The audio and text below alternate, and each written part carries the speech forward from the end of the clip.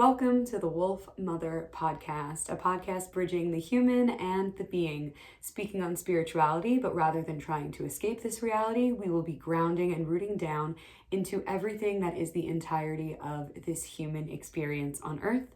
I am Dan Arhakos, space holder and energy healing facilitator. We will always begin by taking 3 deep breaths. So we'll take a deep breath in through the nose, and softly out of the mouth.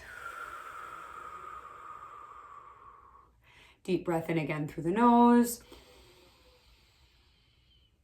Softly out of the mouth. Deep breath in again through the nose, and this time we're going to hold it at the top. Hold it, drop your shoulders, relax your jaw, try to focus on the space in between your eyebrows. You're gonna let out a sigh when I say 1, 3, 2, 1.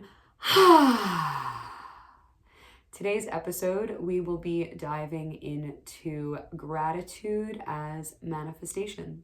So I hope you enjoy this episode. Thank you for being here.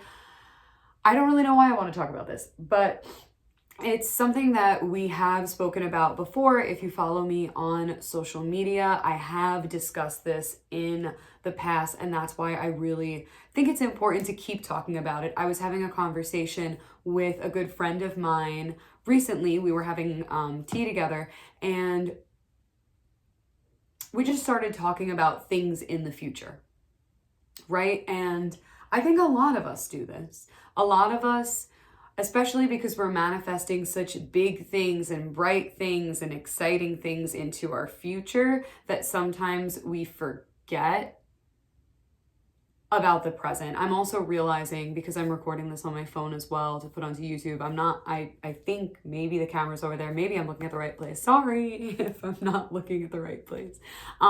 But we get so caught up in the future that our energy is in all of these other places, and it's lacking being in the place where it needs to be, which is now. It's great to manifest and visualize for the future. Now, today is March 14th, so we're coming up on Ostara. We're coming up on the spring equinox. If you are a community member of mine and you've came to our gatherings in the past, this is definitely one of my favorite times of the year to be talking about the garden of our heart, because it's the first garden that you ever tend to. It's the first thing that you ever water. And the garden of your heart is really your manifestations, right? It's a metaphysical garden. And so I really think it's important, especially this time of the year in the Northern Hemisphere, to start looking at what it is that, first off, you have to look at the soil. The soil is extremely important for what you are going to be planting in. If your soil is not healthy, how do you expect to plant things in the soil and have them grow to their greatest capacity? So that's the first thing that I always like to bring up. And then obviously the second thing is, what are going to be the most nutritious things to put in that soil? So obviously I'm using this as a metaphor for what you are looking to manifest for the rest of your year, maybe years. Maybe these are things that you're planting now that are going to come to fruition in 5, 10, 20, 30 years from now. But again, let's bring it back to gratitude as manifestation. Manifestation has become super fucking popular. Everybody wants to talk about it. Everybody wants to do it. Everybody wants to go onto TikTok and look up a manifestation tip. But I think the most important thing about this is recognizing that if you are not grateful for what is in front of you in the moment, why the fuck would the universe, God, spirit, whatever you call it, why would it grant you what you're asking for? Because if you're not grateful for what you have in the moment, are you ever going to be truly satisfied and satiated? And that was the conversation that I was having. I feel like most people don't recognize. Think about yourself as if you were giving something to someone. If they weren't satisfied with what you provided for them in that moment, why are you going to keep giving them and giving them and giving them if they're not thanking you for the first time that you gave them something. I hope that this is translating correctly and makes sense when you're hearing it. If you don't have gratitude for the things in your life right now, what's proving to God, spirit, or universe that you're going to have gratitude for the things that you're manifesting in the future? Now, I also want to bring in the point and fact and idea that we talk about energy being left in the past.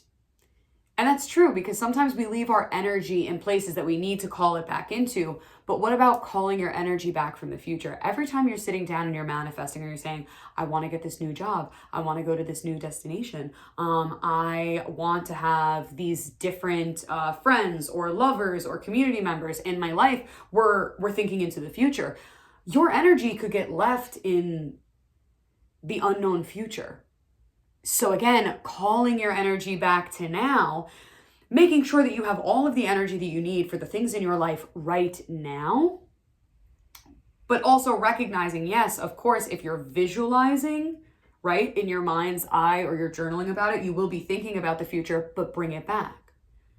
I may have just thought about the future, but boom, now let me think about the present and be like, okay, maybe these are not ideal circumstances that I'm living in, but I can still find gratitude for them. I can still be grateful for what I have in the moment. That is the truest form of manifestation. And I understand that there's so many different ideas of manifestation, and this is what makes the most sense to me, is that the more you have gratitude for what is in front of your face, the more you will be rewarded with future dreams and goals, because being content with what you have in front of you is sometimes one of life's hardest battles, depending on the type of environment that you have grown up in.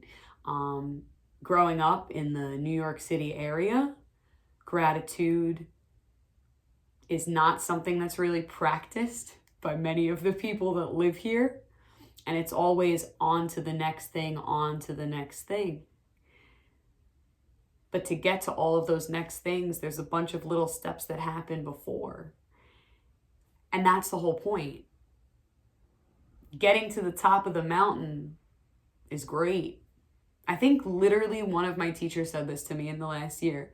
Getting to the top of the mountain is great, but what did you see on the way up? All of the animals and trees and flowers. Yeah, I'm pretty sure. Who said that to me? If you're my teacher and you're listening to this, if you're one of my teachers, let me know if it was you. Well, I'm very grateful for that, and I'm happy to share that here. Because exactly, what are you seeing on the way up there? What are all of these little steps? These little speed bumps actually make the end result that much fucking better. That much more worth it. Working for what you have, having gratitude for having quote unquote nothing, makes having gratitude for the end result so much more potent. Thank you for listening.